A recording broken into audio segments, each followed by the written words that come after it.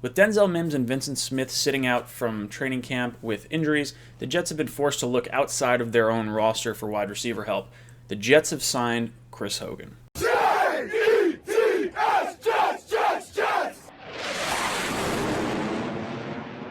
Welcome to Jets Talk. My name is Ryan. I'll be your pilot today. If you're new here, hit that subscribe button. If you've been here before, welcome back. I love having you here. Guys, I will be running a fantasy football contest this year. It's going to be on DraftKings as opposed to ESPN or Yahoo or any of those leagues. It gives me the option to have 200 people in the league, so if you want to do that, I will provide a link for that. But first, the frequent flyer members of the channel and higher will be getting the first crack at it. So guys, if you are a member of that tier, make sure you go over to the community tab and look for that link. And then I will be posting that link probably at the end of the week or in the next 2 weeks. For everyone else. But you guys get first crack at it. But let's move on to the video. The Jets have signed 6'1", 210-pound wide receiver Chris Hogan. He's a former New England Patriot and Buffalo Bill. He actually spent a little bit of time in Miami as well, so he's been all around the AFC East. And now he makes his latest stop with the New York Jets. Now, this is not a player that will get my pants stiff. This is someone, it's not a sexy name by any means, but he is reliable. You're going to have to expect roughly maybe 30 catches, 400 yards or so, given the history of his career. He had a career high 680 yards back in 2016 with New England Patriots. Chris Hogan, better known as the guy that had a dildo thrown at him in Buffalo. That's probably the most ridiculous thing I've ever seen on a football field. Maybe not the most ridiculous, but that's pretty weird. All right, so I understand Chris Hogan's not the wow name. It's not a Juju Smith-Schuster. It's not an Allen Robinson. It's not some huge splash that the Jets are making. It's very, very blah, if you will.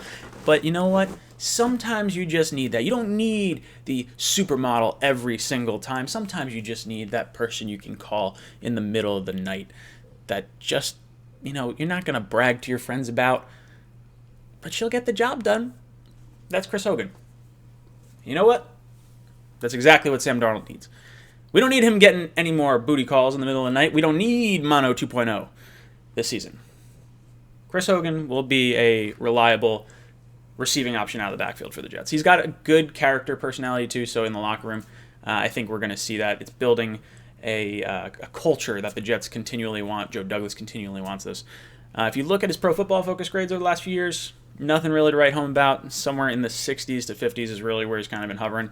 So you're looking at someone that's going to wind up being a wide receiver, probably 4 on our list. I mean, realistically, who are the Jets going to first? It's going to Perriman. It's going to Herndon, probably Griffin, Bell, Crowder, before we even get to Hogan. So don't really get overly hyped about this, and I would hope once Vincent Smith or Denzel Mims gets healthy, we would move on from Hogan and they would, recapture that slot.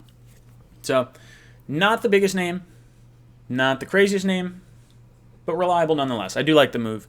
I'm assuming this is probably for the veteran minimum. The last few years, he really didn't make a whole heck of a lot of money, so I don't see the Jets expending a ton of assets here.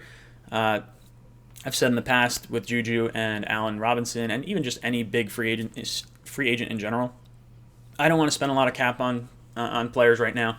I want to roll over as much cap into next year. So if this is a player that can attack the center of the field, kind of be maybe a similar version of Wayne Corbett, where you can kind of get him out there on third down, cutting across the center of the field, pretty fast, tends to find the open holes in coverage. I think that's good for Sam. I think it builds consistency with Sam at the very least. I'm a little surprised they didn't bring back Demaryius Thomas, to be honest. I think Thomas is probably an overall better receiver, knows the offense already. So maybe that's something that I would have liked to have seen, but I don't know. Let me know what you guys think of it down below in the comments. If you want to tune in Monday, 8 o'clock, 10 o'clock, I'll be doing my live call-in show, and this Tuesday, Matt O'Leary is not going to be joining us for the Talking Jets panel, so we actually have Chris, the entertainer, Talking Sports, going to jump on with me and Green Bean this week while Matt is off the show for the week. So let me know what you guys think of the move down below in the comments, and as always, go Jets.